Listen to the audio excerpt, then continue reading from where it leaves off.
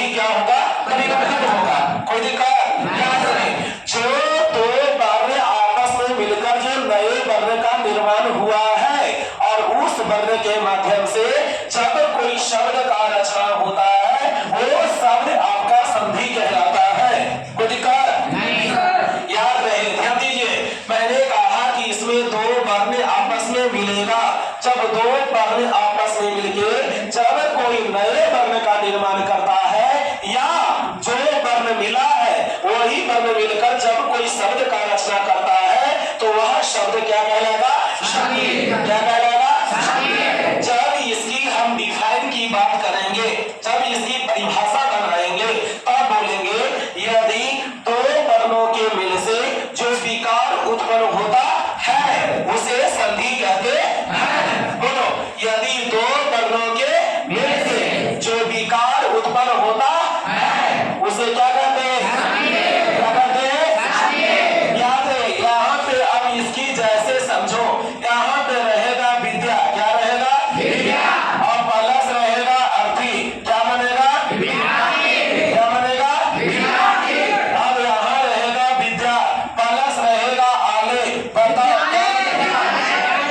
क्या बनेगा, यहाँ पे हिम रहेगा प्लस आले रहेगा, बोलो क्या बनेगा, हिमालय, क्या बनेगा, बोलो यहाँ पर किसी को कोई डर पकड़ना है ना। क्या दिया जाए संधि में, ये जो देख रहे हो ना शब्द, ये जो निर्मित शब्द है ये संधि कहलाएगा।